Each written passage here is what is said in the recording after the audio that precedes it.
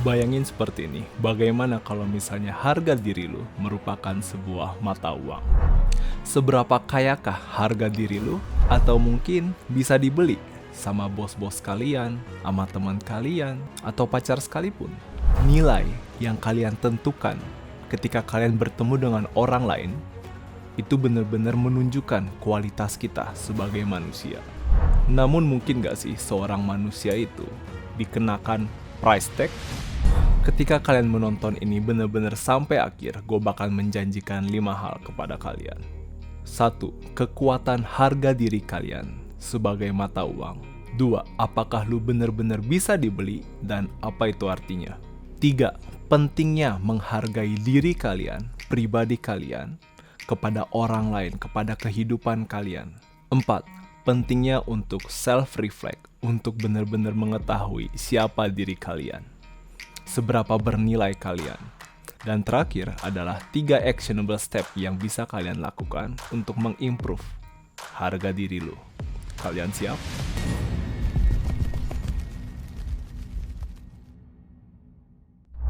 Dulu, waktu gua masih sekitaran SMP gitu ya, kita biasanya kayak teman-teman saling bercandaan. Ada yang ngejek orang tua, itu paling normal ya. Ada yang ngejek tubuh kita, body shaming. Dan dulu gue sering banget diejek. Kalau misalnya kalian perhatiin, dan ini sebenarnya cukup butuh keberanian buat membuka masa lalu gue, tapi gue berharap kita bisa belajar bersama-sama. Gue memiliki tanda lahir. Kalau misalnya kalian bisa lihat, ini. Itu tuh bagaikan ada tanda lahir jempol gitu. Kayak bentukannya kayak jempol gitu. Nih gitu. Jadi bagian sininya tuh hitam, bagian luarnya putih. Dan dulu gue bener-bener anxious banget, atau enggak, gue gak suka banget kalau ada orang yang nyebutin itu. Dan itu jadi bahan ejekan buat gue hampir setiap hari. Sama teman-teman gue sering nanyain, Raven, kok bisa sih ada tanda lahir di situ? Raven, kok bisa sih ada bentukannya kayak gitu, kayak jari jempol? Di situ gue terdiam. Ada teman gue yang bercanda seperti ini. Dulu lu pernah ya ditampar keras banget sampai ngecap jari jempolnya. Harga diri gue begitu rendah dan gue dengan mudah mengatakan iya sambil ketawa. Gue aja gak punya respect terhadap diri gue sendiri. Gue yang mestinya ngelawan perkataan temen gue untuk mengatakan, hey, lu gak layak ngejek kulit gue, atau lu gak mestinya ngelakuin kayak gitu. Daripada gue ngerasa gak nyaman, gue lebih mudah untuk ketawa dan menerima ejekan itu. Siapa yang pernah merasa seperti itu? Di momen ketika kalian mestinya konfront diri kalian, atau enggak menghargai diri kalian, menghargai pride kalian, self-worth kalian, self-esteem kalian, hanya saja karena kalian takut untuk melawan itu, karena kalian gak punya self-esteem itu, kalian dengan mudah kayak iya nih, seperti itu. Kalian menjadikan ketawa itu sebagai, oh tenang aja, gue sebenarnya gak tersakiti kok. Oh sebenarnya kata-kata lu tuh gak membuat gue kepikiran kok pas gue pulang. Ketika gue pulang, gue gak bakalan kok mikirin perkataan buruk kalian tadi. Siapa yang pernah ngerasain kayak gitu? Maka dari itu kita memasuki lesson pertama. The price of validation. Terkadang kita benar-benar menilai perkataan atau opini orang lain itu benar-benar berharga. Saking berharganya, kalian bakal melakukan segala hal apapun agar mungkin kelemahan kita, atau enggak kesedihan kita, atau enggak hal negatif kita itu enggak kelihatan di depan orang lain. Kita terkadang pengen banget orang itu muji kita. Kadang kita berharap banget orang itu tidak mengejek kita. Kita berharap orang itu gak memberikan nilai yang benar-benar mengubah perasaan kita. Jadi lebih mudah bagi kita untuk terus datar, untuk terus berada di bawah. Lebih mudah untuk kita simpen di dalam otak kita daripada kita keluarkan. Artinya ya udah deh, kata-kata itu atau ejekan itu gua tahan dulu di dalam pikiran gua, biar gua yang handle sendiri. Ketika kita mencari validasi dari orang lain, ketika kita kepengen dipuji atau apapun itu, sadari bahwa kita sebenarnya lack of ourselves. Kita mungkin ngerasa bahwa orang lain itu bisa memberikan hal positif terhadap kita, maka dari itu nilai diri kita dapat bertumbuh atau bisa menaikkan derajat kita atau perasaan kita. Ketika ada orang yang bilang, Raven, kepala lu tuh gak besar kok, normal-normal aja. Ketika gue bilang kayak gitu, ya itu salah satu body shaming. Kepala gue besar, selalu diejek sama teman-teman gue. Ketika naik motor selalu ngetawain, teman-teman gue ngetawain gue karena helm gue selalu gak muat. Itu selalu menjadi ejekan. Ketika ada orang yang mengatakan tadi seperti itu, Raven, kepala lu tuh gak besar kok, normal-normal aja. Hati gue senang. Namun kemungkinan besar orang akan mengatakan hal yang spesifik itu, kemungkinan besar nol. Dan terkadang itu yang kita cari. Maka dari itu, self-worth atau enggak nilai dari diri kita, itu kita yang nentuin sendiri bagaimana kita bersikap, bagaimana kita berperilaku. Dan itu yang mencerminkan ketika kita memiliki nilai dari diri kita, orang lain pun bisa melihat bahwa kita ini bukan orang main-main gitu. Atau mereka sadar bahwa mereka nggak bisa ngomong seenaknya terhadap kita.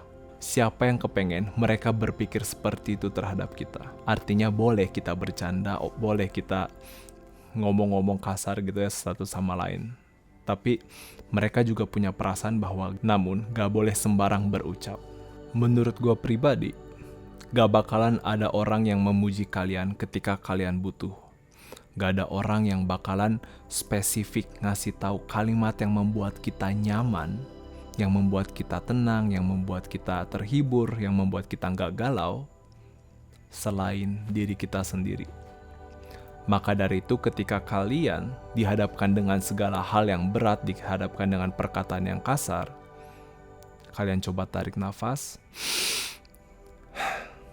dan katakan kepada dia yang mengatakan kasar itu atau enggak apapun itu bahwa mereka enggak punya kontrol atas diri gua.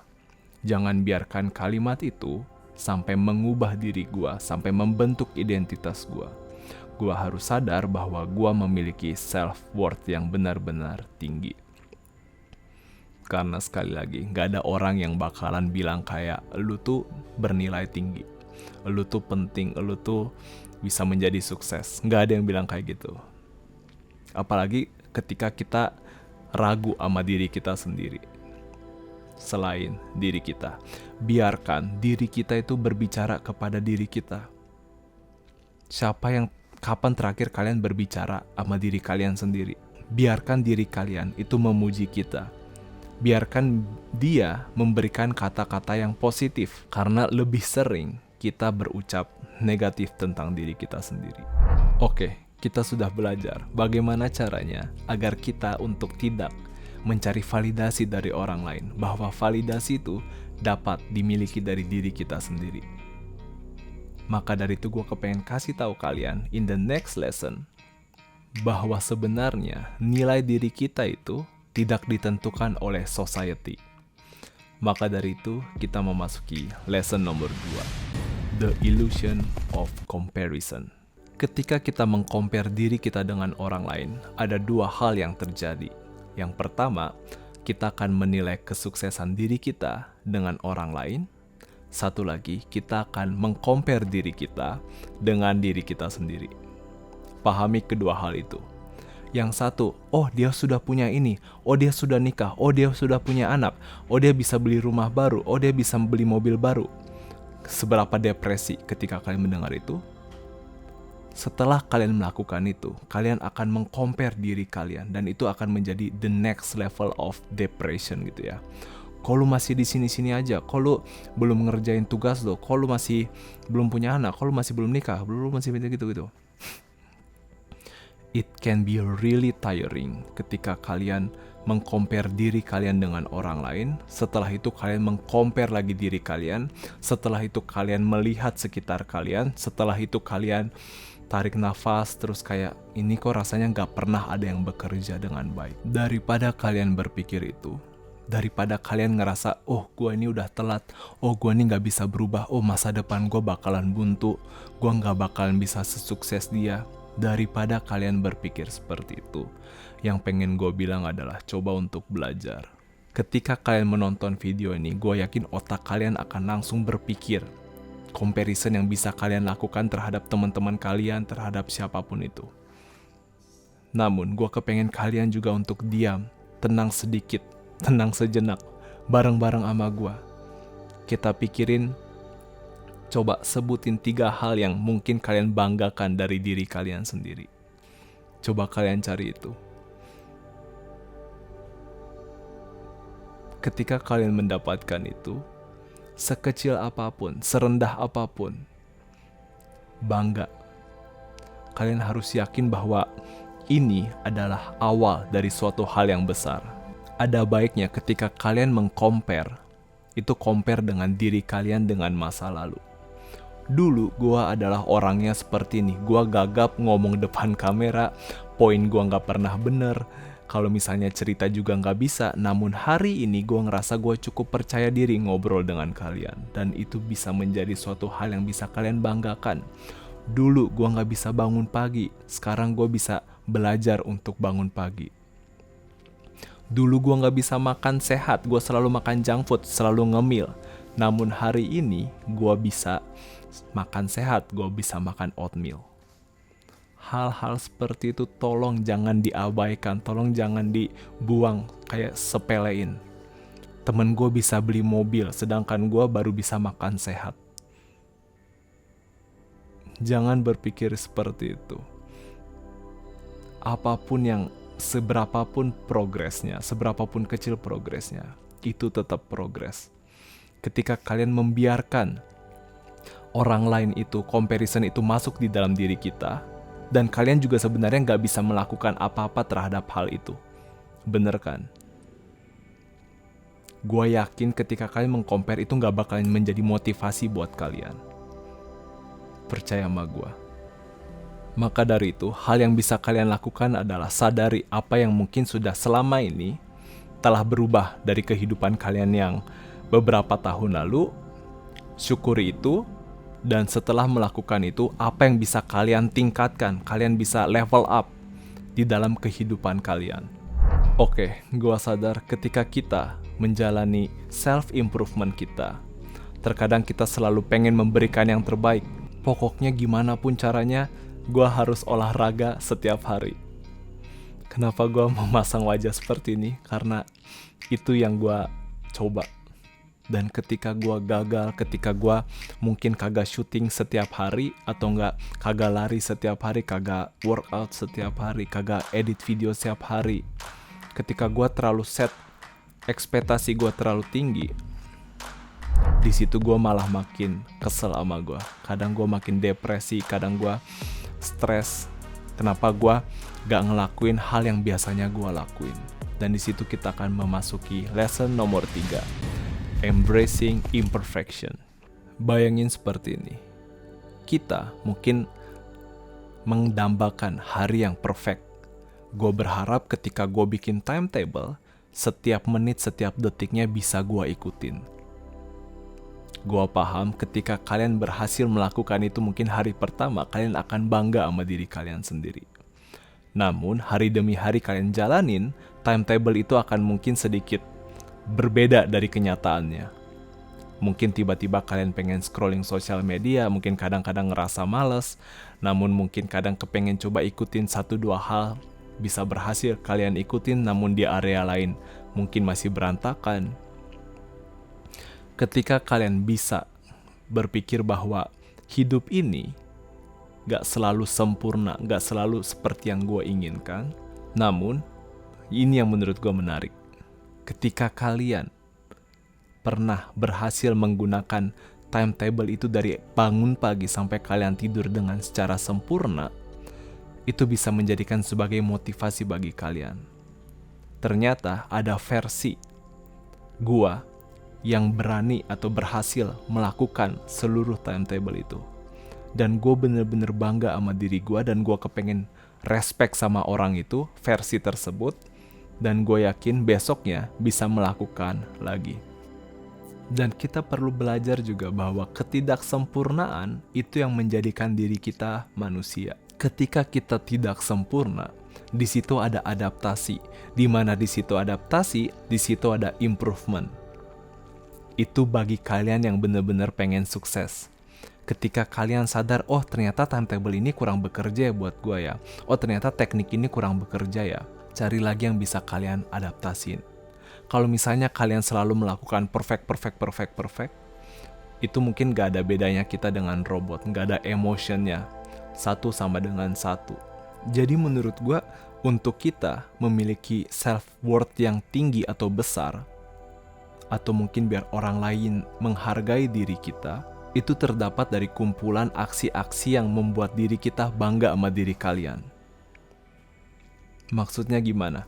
Kalau misalnya kalian confident untuk melakukan workout dan bisa membentuk badan yang bagus, kalian gak mungkin membiarkan teman kalian mengejek diri kalian. Kalian capek-capek meluangkan waktu diri kalian untuk mengimprove diri kalian, itu yang disebut dengan stacking evidence.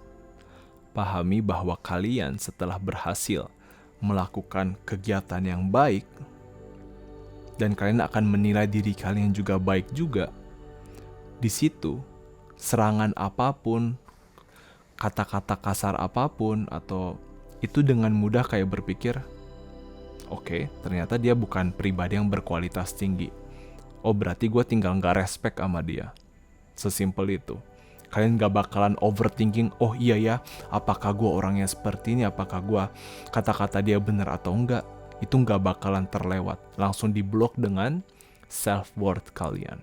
Dan di tahap selanjutnya kita akan memasuki actionable step bagaimana caranya untuk meningkatkan self-worth kalian. 1. Mindful reflection. Mindful reflection kita bagi dua, mindful dan reflection. Mindful ini adalah ketika kita memiliki kesadaran akan diri kita sendiri, momen, detik demi detik, hadir, being present. Gak ada konten di YouTube, gak ada konten di TikTok, tarian atau apapun, benar-benar tentang diri kita, sadari. Reflection itu adalah ketika kalian mengasah atau berproses di dalam otak kalian tentang hal yang mungkin kalian pengen improve atau kalian kepengen sadari, atau mungkin kalian pengen apa yang bisa diubah, apa kesalahan yang kalian buat atau apapun itu. Lakukan mindful reflection. Jadi, hal yang bisa kalian lakukan adalah mungkin setiap sore gitu ya, kalian bisa tulis di dalam buku. Dan ini benar-benar spesifik. Tulis achievement kalian. Seberapapun besar, seberapapun kecil, tulis itu.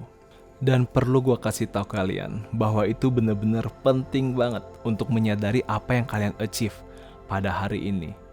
Apapun itu, mungkin contohnya, pagi hari ini tadi gue bisa membuatkan teh buat orang tua gue. Good job. Hari ini walaupun gue udah jam tengah malam 12.21, tapi gue masih record video. Good job. Sadari itu dan jadikan itu sebagai habit di dalam kalian, kayak oke, ketika gue mungkin ada yang ngejek gue atau enggak kata-kata kasar depan gue gitu, gue gak bakalan ngerasa tersakiti. Ada habit-habit yang sudah gue lakukan yang membuat gue bangga sama diri gue sendiri, yang bisa gue inget, yang bisa gue, oke, lu mau ngatakan seperti itu, whatever, gue cukup bangga sama diri gue karena gue bisa ngelakuin ini gitu. Jadikan itu sebagai hal yang bisa kalian banggakan sekecil apapun, dan gue berani jamin hal-hal kecil itu bisa menolong kalian ketika kalian lagi ngerasa susah. 2. Act of self-care. Menurut gue itu penting banget. Kita kadang-kadang self-care dengan melakukan scrolling sosial media, dengan kita maraton. Namun kadang kita sering melupakan bahwa hal itu yang kita lakukan itu bukan sebagai alat bantu diri kita untuk self-care. Kita scrolling sosial media, nonton drama Korea, Netflix atau apapun itu, kita lakukan hanya karena kita kepengen mencari hal yang baru, dopamin, meningkatkan dopamin atau lari dari kenyataan. Ketika kita melakukan self-care, itu mungkin hal yang gak pernah kalian lakukan selama ini.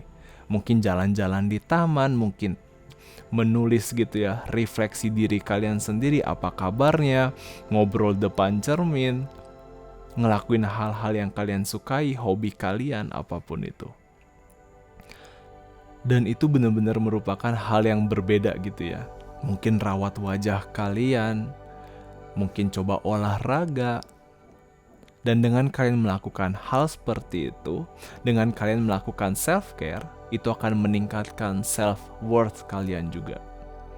Itu sama aja kayak barang semakin dioles, semakin diperbaiki, semakin ditingkatin kualitasnya, maka semakin bernilai juga harganya.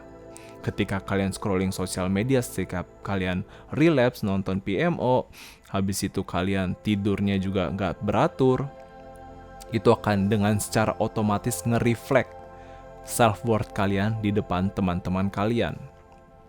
Siapa yang menurut kalian make sense ketika gue ngomong seperti ini? 3. Boundaries check-in. Gue kepengen nanya sama kalian sekarang saat ini. Siapa teman-teman kalian yang kalian pikirkan di dalam otak kalian? Oke, gue yakin kalian sudah memikirkan beberapa teman kalian. Pertanyaan gue selanjutnya adalah, apa iya teman kalian itu nggak toksik? Ketika kalian lagi sedih, lagi titik di bawah gitu, teman kalian akan mudah ngetawain kalian. Dan mungkin kalian gak sadar gitu ya, kalian juga ikutan ketawa. Ya udahlah, yang penting gak usah dipikirin, yang penting gue jalanin hidup gitu aja. Enggak, menurut gue enggak. Ketika kalian memiliki permasalahan, itu harus kalian hadapin. Kalian harus coba berani untuk self-reflect diri kalian kenapa itu bisa terjadi dan bagaimana caranya agar kedepannya hal itu tidak terjadi. Kalian harus melakukan itu seberapapun pahitnya, seberapapun gak nyamannya. Coba kalian punya respect kepada diri kalian sendiri.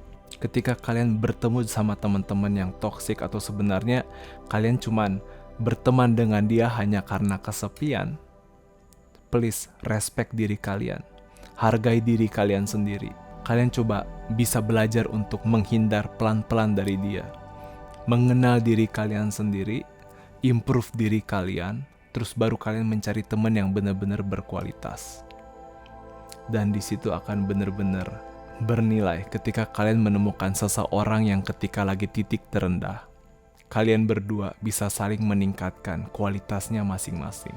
Dan itu penting banget. Ada lesson actionable step terakhir yang menurut gue penting banget. Top bad habit kalian. Apapun itu, mulai dari scrolling sosial media, sekalian mungkin relapse, mungkin nonton PMO, mungkin maraton, mungkin kedengarannya kayak seru gitu ya, have fun. Terus mungkin bisa menjadi bahan omongan sama teman-teman kalian di grup gitu ya. Seru banget gitu, paham? Tapi pertanyaan gue seperti ini, apa iya dengan kalian melakukan bad habit itu bisa meningkatkan mental health kalian? Pertanyaan simple, coba kalian jawab, bisa nggak? Dengan kalian scrolling sosial media, dengan kalian nonton TikTok, dengan kalian nonton film, Netflix, makan junk food, semua bad habit yang bisa kalian pikirkan, nonton anime, nonton baca manga, apapun itu, apakah bisa meningkatkan mental health kalian? Gue berani jamin hampir 100% gitu ya. Kalau misalnya setiap dengan gue bertanya itu aja, kalian bisa yakin bahwa jawabannya tidak. Have respect to yourself. Katakan sama diri kalian ketika kalian melakukan relapse, bro, have respect to yourself.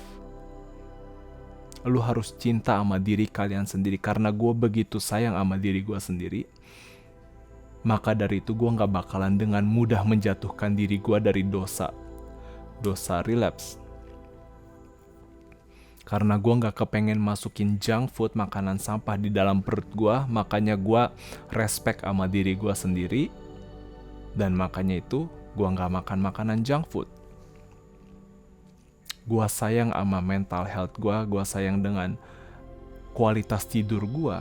Makanya ketika Ini waktunya tidur, gue istirahat. Have respect to yourself. Dengan kita menghargai diri kita juga bisa dihargai dengan orang lain. Dan gue yakin, lu pasti bisa. I'm rooting for you.